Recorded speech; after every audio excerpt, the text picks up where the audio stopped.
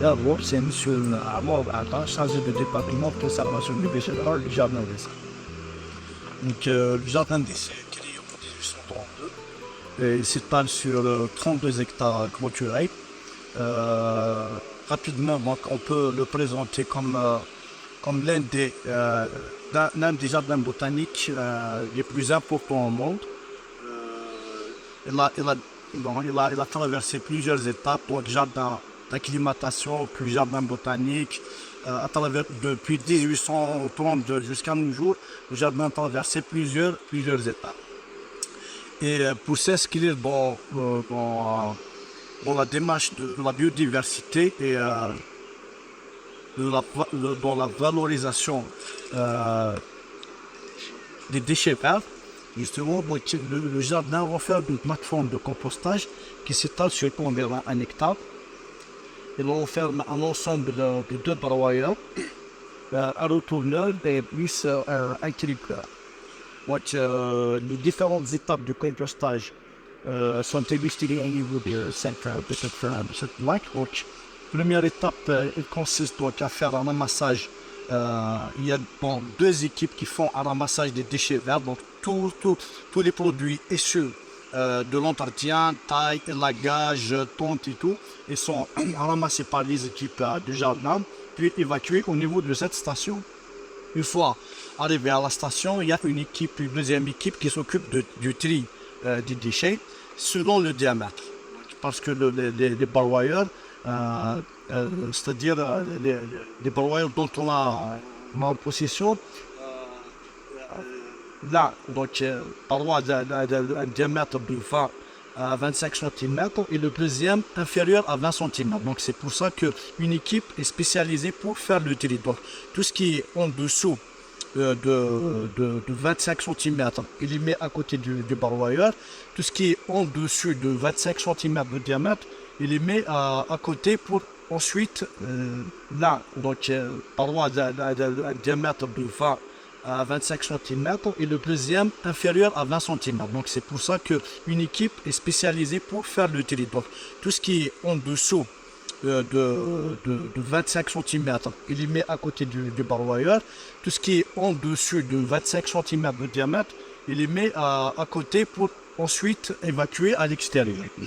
Donc la deuxième étape après le tri consiste à broyer les déchets verts, en utilisant bien sûr les deux machines.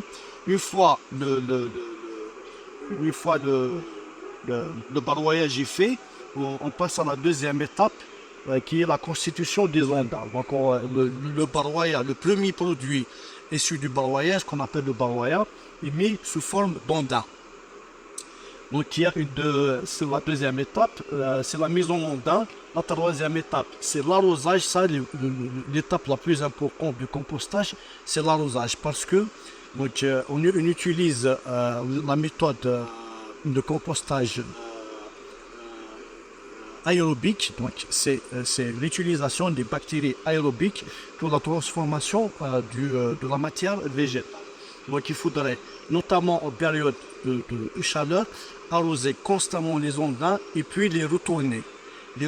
Pour ce faire, donc nous avons en possession ce qu'on appelle un retourneur. C'est une machine qui fait le retournement des ondins. Donc arrosage et retournement, c'est une étape à répétition qui se répète pratiquement au quotidien. Arrosage des ondins et retournement pour accélérer le processus de décomposition de la matière végétale. Et cette étape justement, retournement et arrosage, c'est l'étape la plus longue du processus de compostage qui dure environ 6 à 8 mois suivant les conditions. Donc une fois l'étape terminée, on arrive à avoir un premier produit fini, semi-fini plutôt, qu'on appelle le compost semi-fini.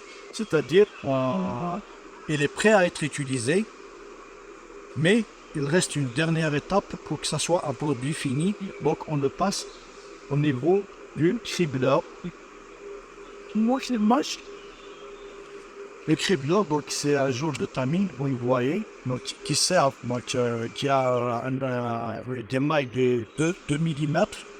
Donc il y a toute une équipe donc, qui s'occupe donc de tamiser le parois semi-fini pour avoir un compost, le compost de fil. Voilà grosso modo les étapes de compostage. Et pour dire juste pour terminer, la station de compostage du jardin d'essai était la première au niveau national. Elle a été inaugurée en 2009. Et c'était donc justement pour que le jardin s'inscrit dans la démarche de la valorisation, la valorisation et la mise en valeur des déchets. C'était dans notre and the focus for the such.